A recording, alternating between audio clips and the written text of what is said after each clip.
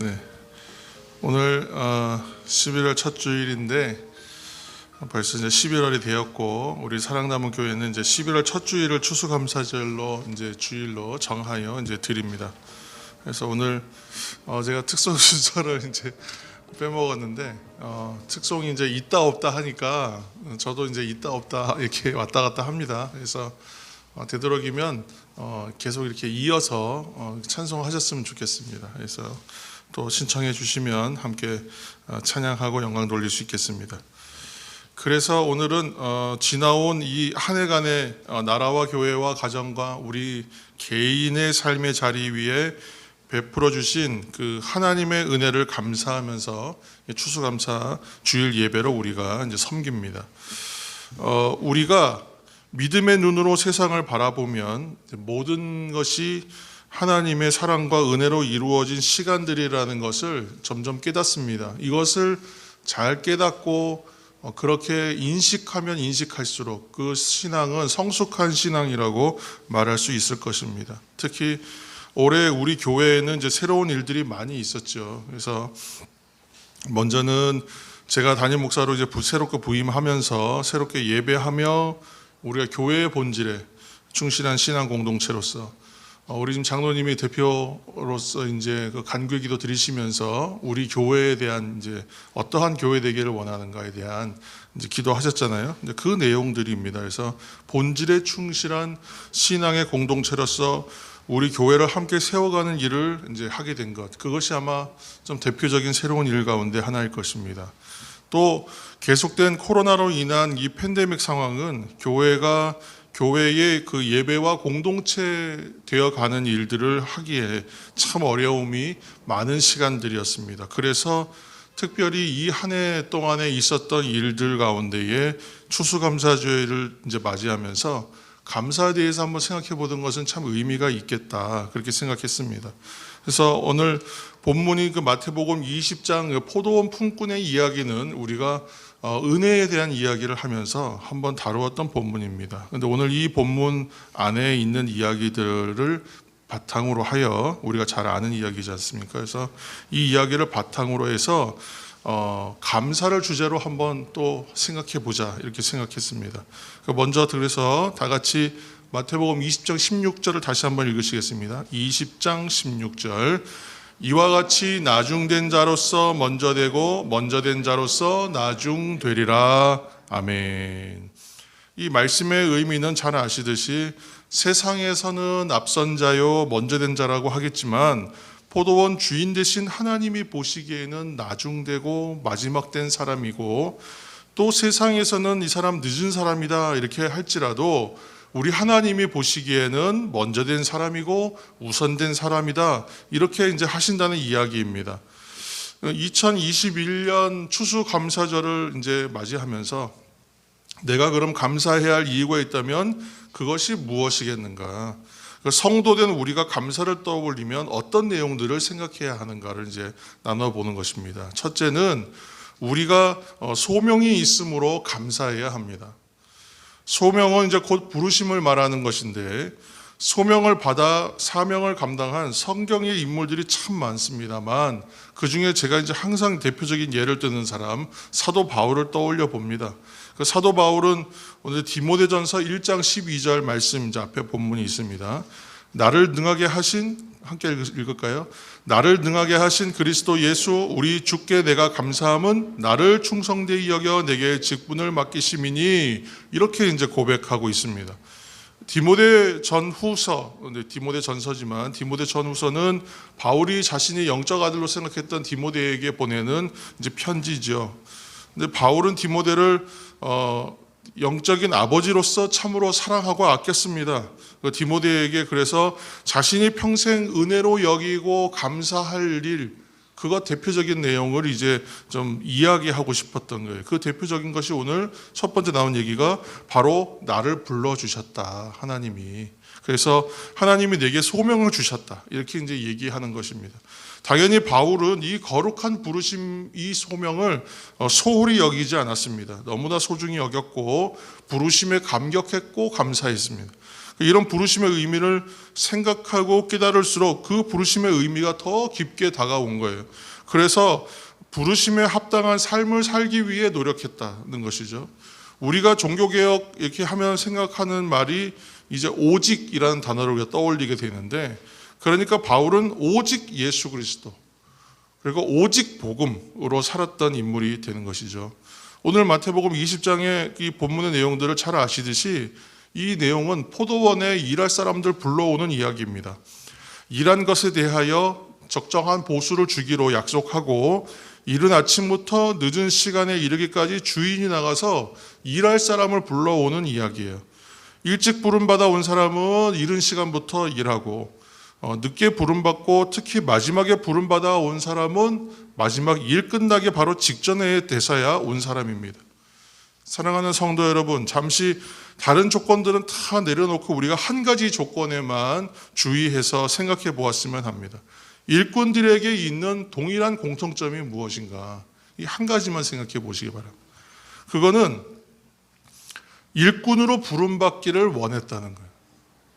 일꾼들의 공통점은 뭐 일을 잘하냐 못하냐, 일찍 왔냐 늦게 왔냐, 누가 많이 받냐 적게 받냐, 이거 다 내려놓으시고 한 가지만 생각하는 거예요. 그들의 공통점은 오늘 하루의 품을 팔아서 품삯을 받아야 한다는 것. 그래서 그거 받기 원해서 이른 새벽부터 아주 늦은 시간까지 누군가 나를 불러주기를 기다렸던 사람들, 그 사람들이 바로 공통점입니다. 지금 당면한 우선 과제요 시급했던 일은 한 가지였다는 거예요. 동일한 바람은 한 가지. 그것은 바로 주인이 와서 불러주는 것, 불러주기를, 그래서 부름받기를 원했다는 것이. 그래서 소명은 감사입니다. 부름받은 것은 그 자체로 감사가 되는 것입니다. 데살로니가 전서 5장 18절 말씀 앞에 화면 보시면 읽겠습니다. 범사에 감사하라. 이것이 그리스도 예수 안에서 너희를 향하신 하나님의 뜻이니라. 아멘. 우리는 이제 무엇 안에서라는 의미를 좀 이제 친숙하게 받아들이실 것 같아요. 왜냐하면 맨날 제가 하는 얘기가 하나님 앞에서 그리스도 안에서, 항상 뭐만 안에서 얘기를 하기 때문에. 그래서 안으로 왔다는 것은 누군가가 안으로 데리고 온 것이거든요. 누가 불러줬기 때문에 올 수 있어요. 이거는 내가 그냥 스스로 갈 수 없는 곳이에요. 그래서 부름받은 사람은 소명의 사람으로서 언제나 감사할 수 있어요. 무엇이나 감사할 수 있어요. 부름받은 일꾼은 포도원 안에 들어갈 수 있습니다. 그리고 있었습니다. 성도들도 이처럼 예수 그리스도 안에 있음이 감사한 것입니다. 또 충성되이 여겨 내게 직분을 맡겨주셔서 일할 수 있음도 감사한 것입니다. 이러한 부르심의 소명이 있음으로 감사하는 소명의 성도가 다 되시는 이 추수감사 주일이 되시기를 예수님 이름으로 축복합니다. 둘째로, 내가 받은 은혜로 인해서 감사하게 돼요. 우리가 은혜라고 할 때 먼저 뭘 떠올리겠습니까? 내게 있는 것, 어떤 컨디션이라고 하죠. 조건을 가지고 우리가 감사하게 되거든요. 무엇을 먼저 생각하게 되냐면 내가 살아있기 때문에 감사해요. 살아있기 때문에. 생명이 있다는 것입니다. 생명이 있음이 은혜라고 저는 생각해요. 생명은 내가 만든 것도 아니고 내가 나에게 부여한 것도 더더욱 아니고 내가 이것을 만들어낼 수 없어요. 또한 그 생명은 참 신비한 것이라는 거예요. 생명은 신비한 것이다. 저희 부부에게 아시듯이 아들 하나가 있습니다. 지금 4층에서 지금 예배를 하고 있는지 아니면 다른 걸 하고 있는지 모르겠는데, 근데 이 아이를 얻기까지의 과정에서 배우게 된 것이 한 가지 있습니다. 그게 바로 신앙의 비밀 중에 신비라고 하는 단어예요. 신비. 아이는 그저 남녀가 좋아해서 결혼해서 열심히 이제 살아내다 보면 그냥 생기는 게 아이라고 생각했단 말이죠. 근데 저도 그렇게 생각했는데 그것이 절대로 마음대로 되는 것이 아니더라. 그리고 이것이 또 몇 번의 아픔과 또 그 실패라고 할 수 있는 것, 몇 가지 실패하고 나니까, 그리고 나서야 이제 아이를 얻었거든요. 그러고 나니까 이 의미가 조금 더 새로워요. 몇 번의 아픔을 겪고 나서야 얻었기 때문에 그 의미가 더 절실해져요. 그리고 안타깝게도 그렇게 원하고 노력하고 세상의 방법을 다 쓰는데도 안 되는 가정들이 참 많습니다. 오늘날 이제 세상이 더 환경이 좋아지지 않고 나빠지고 오염되고 하면서 더더욱 그런 가정들이 많다고 들었습니다. 저도 여러 목회 현장에서 젊은 부부들, 특별히 이제 청장년 세대라고 하는 끼인 세대라고 하는 청장년 세대 이제 목회를 좀 수년간 하면서 경험하게 된 것은 그것이 쉽지 않아요. 결혼하면 아이는 그냥 생기는 건 줄 알았는데 잘 안 되더라는 거예요.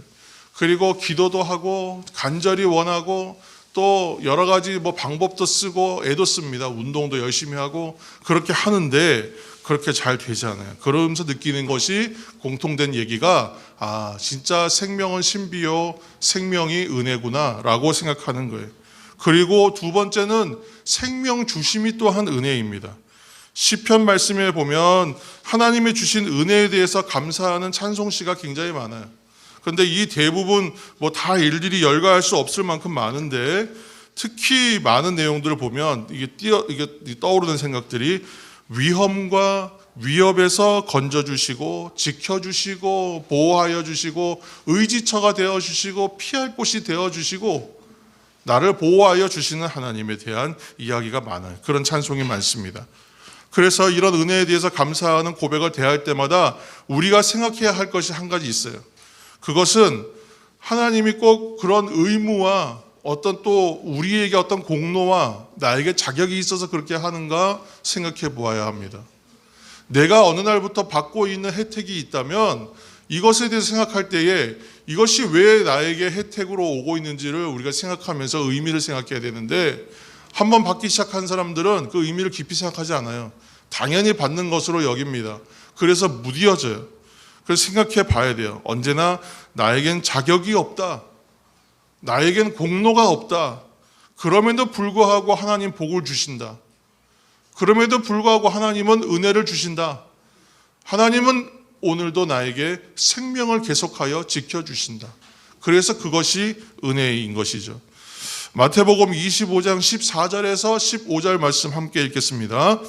또 어떤 사람이 타국에 갈 때 그 종들을 불러 자기 소유를 맡김과 같으니 각각 그 재능대로 한 사람에게는 금 5달란트를 한 사람에게는 2달란트를 한 사람에게는 1달란트를 주고 떠났더니 아멘.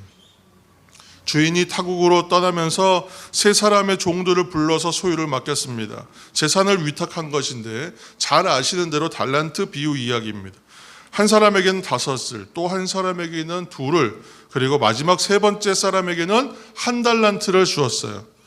예전에 생각하기에 5은 많고 2은 좀 애매하고 하나는 정말 적다. 그래서 1달란트 받은 사람은 진짜 억울하겠다. 그런 생각을 했습니다. 근데 실제로 계산해 봤을 때 이건 결코 적은 양이 아닙니다. 당시 화폐 기준에 대해서 여러 의견들이 있지만 1달란트가 노동자가 6,000일 정도 일한 것과 같은 가치로 봅니다. 6,000일.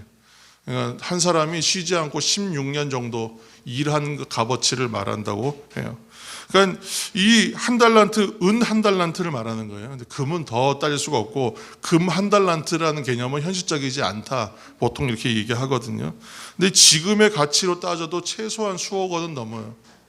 그래서 주인이 게으른 종을 책망할 때, 세 번째 1달란트 맡긴 종을 책망할 때 사람들에게 내가 빌려주기만 했어도 이자라도 받을 텐데 라고 책망하거든요. 상당히 많은 돈이기 때문에 그래요. 또 우리가 보아야 할 것은 달란트 받은 종들의 자세를 생각해 봐야 돼요. 5 받은 사람은요, 내 생각에는, 저희 생각에는 원망할 일이 별로 없을 것 같아요. 왜냐하면 제일 많이 받았잖아요. 그래서 패스해요. 2달란트 받은 종은 5 받은 종을 생각해 보았을 때에는 원망할 수 있어요. 뭔가 아쉽고. 그러나 하나 받은 사람을 생각하면 만족스럽고 감사할 일이에요. 그래서 이 사람은 감사했던 것 같아요. 그래서 5달란트 받은 사람이 받은 즉시로 가서 장사하고 일하거든요. 그리고 2달란트 받은 사람도 5 받은 사람과 동일하게 해요. 그도 동일하게 그와 같이 즉시로 가서 했어요. 고민하지 않았다는 얘기. 그런데 한 달란트 받은 종은 어땠을까? 5 받은 사람들 있고 2 받은 사람도 있으니 하나 받은 사람은 상대적으로 박탈감이 있고 나에게 왜 하나밖에 주지 않았는가? 아마 원망하지 않았나 생각해요. 감사하지 않았다는 것이죠. 그런데 생각해야 할 것이 있어요. 성경에는 기록되어 있지 않지만 이 정도의 자산을 운영하는 주인이라면 종이 3사람밖에 없었을까? 그렇죠? 더 많았을 겁니다. 훨씬 더 많았을 겁니다. 그 중에서 달란트 맡기는 사람은 단 3사람이라는 거예요. 최소한 동메달입니다. 우리가 뭐 금메달만 따지지만 메달은 메달이잖아요. 내가 그 3명 중에 1명이라는 사실, 달란트 받은 종이라는 사실이 감사했어야 될 일이 아닌가 생각할 수 있다는 것이죠.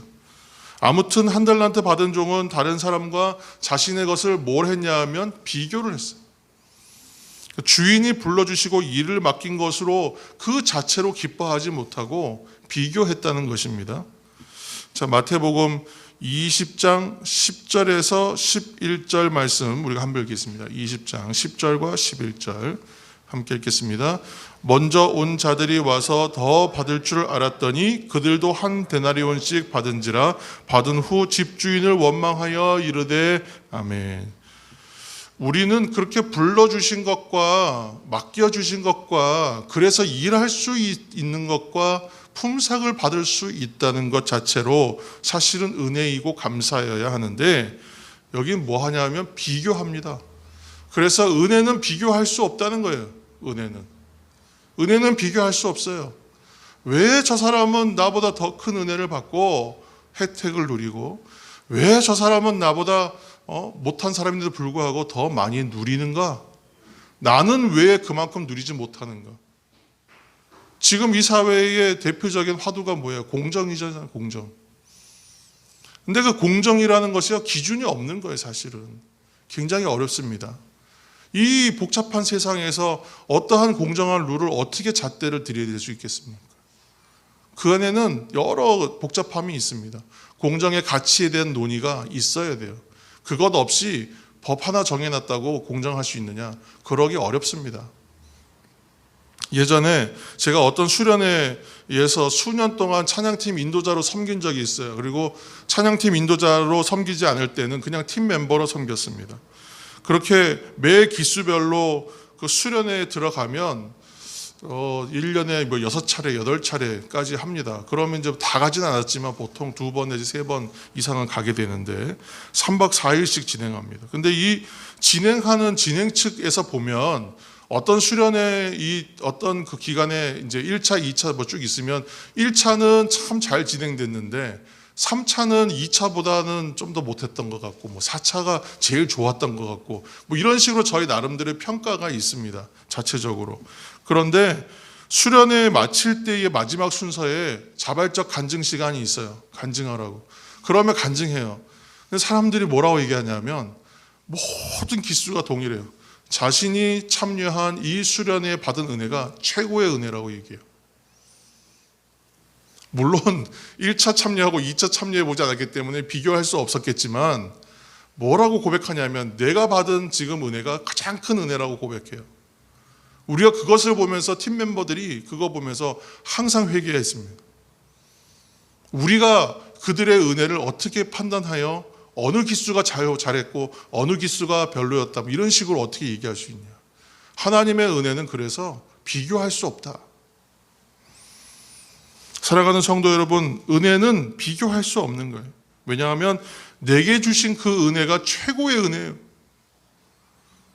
나를 향한 하나님의 은혜가 그 자체가 최고의 은혜입니다. 그래서 은혜는 감사입니다. 여러분, 이제 나눠드린 주보에 겉표지에 보면 그림이 하나 있습니다. 이제 화면으로 예배하시는 분들은 잘 못 보실 텐데 이렇게 이제 그림이 있습니다. 우리도 참 이게 어디서 보았던 익숙한 그림입니다. 익숙한 그림인데 유명한 그림이에요. 어떤 노인이 식탁 위에 한 덩이의 빵과 스프를 앞에 두고 기도하는 모습을 그린 것이에요. 식탁 위에는 성경책 한 권이 놓여져 있고 그 책 위에 자세히 보시면 돋보기 하나가 놓여 있습니다. 뭐 자세히 보실 필요는 없습니다. 중요한 건 그게 아니기 때문에 이 그림이 이제 원래는 사진입니다. 사진을 찍은 것이라고 해요. 앤스트롬이라고 하는 사진 작가가 1918년도에 어느 실제 인물을 찍은 사진인데 그 사진을 그의 딸이 그림으로 그린 것입니다. 일견 가난해 보이는 노인인데 이 노인이 사진사의 눈에 띄었을 때에 어떤 생각이 들었냐면 이분은 세상적인 것들을 많이 갖지는 못한 것 같다. 그러나 다른 사람들보다 더 많은 것을 가진 것 같다. 그래서 사진을 찍었대요. 그에게는 아마도 감사하는 마음을 많이 가지고 있는 것 같이 보였다는 거예요. 그 기도하는 모습에서. 지금 식탁에서 기도하는 노인 앞에 있는 음식은요, 그렇게 자랑할 만한 음식은 아닌 것처럼 보입니다. 소박하다 못해 초라해 보여요. 그러나 지금 기도하는 그림 속의 주인공은 세상과 세상의 것들과 어떤 것도 비교할 수 없는 것을 가진 사람으로 사람들 입에 오르내리면서 회자되고, 저도 이 그림을 컨택하게 되었습니다. 이 그림의 제목이 그레이스, 은혜입니다. 세상에선 그것이 낮은 자 같고 세상에서는 뒤처진 것 같아요. 세상에는 나중된 것 같아요. 그러나 은혜가 감사임을 고백할 때에 비교할 수 없는 하나님의 은혜가 나에게 임하여 있다고 고백할 수 있는 사람이 될 때에 그 사람이 먼저 되는 자가 됨을 여러분 믿으시길 바랍니다. 셋째로 하나님 앞에서의 삶을 사는 성도는 감사할 수 있어요. 바로 코람데오에 대한 이야기입니다. 우리 고린도전서 15장 10절 말씀 한 절 읽겠습니다. 그러나 내가 나 된 것은 하나님의 은혜로 된 것이니 내게 주신 그의 은혜가 헛되지 아니하여 내가 모든 사도보다 더 많이 수고하였으나 내가 한 것이 아니요 오직 나와 함께 하신 하나님의 은혜로라. 아멘. 아주 유명한 사도 바울의 고백입니다. 1968년도의 올림픽은 멕시코에서 있었는데, 우리가 일반적으로 올림픽 하면 이제 메달리스트들이 이제 곧 꽃이다. 그리고 이제 그것은 이제 금메달리스트만 이제 기억하죠, 주로. 근데 올림픽의 꽃은 이제 어떤 종목이냐 그러면 대미를 장식하는 종목이 있잖아요. 마지막 종목. 다 끝나고 마지막에 하는 거. 바로 마라톤입니다. 그러니까 1968년도 그 멕시코 올림픽은 멕시코 시티가 워낙 고지대이기 때문에 아주 그냥 살인적인 그런 이제 스케줄로 진행되었다라고 이제 얘기합니다. 근데 이 마라톤에 여러 이제 우승의 예상자가 있었지만 이제 마라톤 우승자는 마모 윌데라는 선수가 우승했어요. 그런데 이 마모 윌데라는 사람보다 더 유명한 사람이 있어요. 1968년도 멕시코 올림픽 마라톤 이렇게 이제 검색해 보시면 의외의 인물이 나옵니다. 바로 그 인물이 누구냐면 아쿠아리라는 선수예요. 아쿠아리라는 선수가 탄자니아 선수인데 2시간 15분대를 뛰었다니까 굉장히 잘 하는 선수였습니다. 그 당시에 아프리카 지역 챔피언이었대요, 이 선수가. 유명한 아베베라든가 세계적으로 유명한 선수들이 있음에도 불구하고 그 해의 챔피언이었다는 얘기는 유력한 우승 후보였다는 얘기입니다. 그런데 이 선수가 잘 뛰다가 반환점 딱 돌아서 얼마 안 돼서 넘어집니다. 넘어져서 심하게 다쳐요. 그래서 20km 이상 남았는데 이미 많이 다친 거예요. 그래서 뛸 수가 없어요. 그리고 완주자가 어느 올림픽보다 적게 나오고 탈락자가 포기자가 워낙 속출했던 올림픽이었기 때문에 그 마라톤에서 이 정도 다치고 그랬으면 포기하는 게 당연한 거란 말이죠. 그런데 이 선수가 당연한 상황임에도 불구하고 무릎에 붕대 감고 그냥 달립니다. 그러나 이제 계속해서 달리는데도 이 선수에게도 뛸 수 없는 한계가 와요. 그래서 이제 걸어요. 다리를 막 절면서 걷습니다. 그렇게 해서 우승자는 벌써 결승점 통과하고 시상식까지 끝났어요. 그리고 나서 1시간도 더 지나서 이 선수가 다리를 절면서 올림픽 스타디움에 들어섰습니다. 경기장에 들어섰을 때에 시상식은 이미 끝났고 관중들도 많이 빠져나간 상태였다고 합니다. 그런데 그때까지 남아있던 관중들이 한 선수가 들어오는 것을 보니까 너무 신기한 거예요. 그래서 막 이 선수를 응원하기 시작했어요. 그래서 힘을 얻었는지 그가 절면서 걷던 사람이 다시 뛰어서 우승자처럼 결승점을 통과했다. 그래서 이 감동의 이야기로 아주 유명한 1968년도 멕시코 올림픽의 아쿠아리 선수 이야기가 전해지고 있습니다. 우리가 성도로서 이 땅을 살아간다는 것은 어떤 디스턴스라고, not distance, 거리가 아니라 그랬습니다. 거리가 아니다. 얼마큼 누가 많이 갔냐, 누가 더 가까이 갔느냐, 누가 더 빨리 갔느냐의 싸움이 아니라 방향성이다 그랬어요. 방향성. 방향이 맞으면 된다 그랬어요. 방향만 맞으면 된다 그랬어요. 누가 지금 성도들의 이 삶을 100m 달리기라고 말하는 사람이 있습니까? 단거리 경주처럼 빨리 달려야 하고 누가 1등으로 들어왔는지를 가리는 그러한 싸움이 아니라는 것입니다. 경쟁이 아닙니다. 그러므로 누가 더 빠른가, 누가 더 늦었는가의 싸움이 결코 아니고, 내가 좀 앞섰다고 해서 누구보다 우월감 가질 수도 없고, 내가 좀 늦었다고 해서 좌절하거나 열등감 가질 필요는 더더욱 없습니다. 다만 예수님을 나의 구주로 영접하시고 나의 구주로 영접하여 내가 하나님의 백성 되고 자녀 되어서 살아가는 성도의 삶이구나. 그래서 내가 평생을 걷고 절더라도 결승점까지 도달하여 그 사람들의 칭찬과 환호들을 받는 자리로 가야겠구나. 그렇게 생각하면 된다는 거예요. 그런 신앙의 경주는 바로 믿음의 경주요, 그렇게 완주해야 되는 싸움인 것이죠. 때로는 우리가 이렇게 보면 누구는 저 사람 1등인 것 같아요. 태어나면서부터 1등이었던 것 같아요. 도무지 쫓아갈 수 없는 신앙의 깊이가 있어 보여요. 그래서 누구는 1등 같고 나는 꼴등 같고 그렇습니다. 1등은 차지하고 나서라도 내가 그래도 꼴등은 하지 말아야지, 이런 생각으로 신앙생활 할지도 모릅니다. 그러나 세상에서는 분명히 물론 1등 해야 좋은 것이 있어요. 그게 좋은 것이 있습니다. 혜택들이 있을 겁니다. 그러나 하나님 앞에서는 아니라는 것이. 주님 안에서의 삶은 그렇지가 않습니다. 그래서 바울은 내가 나 된 것은 하나님의 은혜다 이렇게 얘기하면서 이것은 나의 나 되어가는 것에 대한 이야기를 하고 있는 것입니다. 우리 눈이 보기에는 좋은 것 있어요. 그러나 그것은 내가 눈이 보기에 좋다고 하여 그것은 감사, 내 눈이 보기에 안 좋다고 해서 그건 안 감사, 이렇게 말할 수는 없잖아요. 모든 것은 감사인 줄로 믿으시기 바랍니다.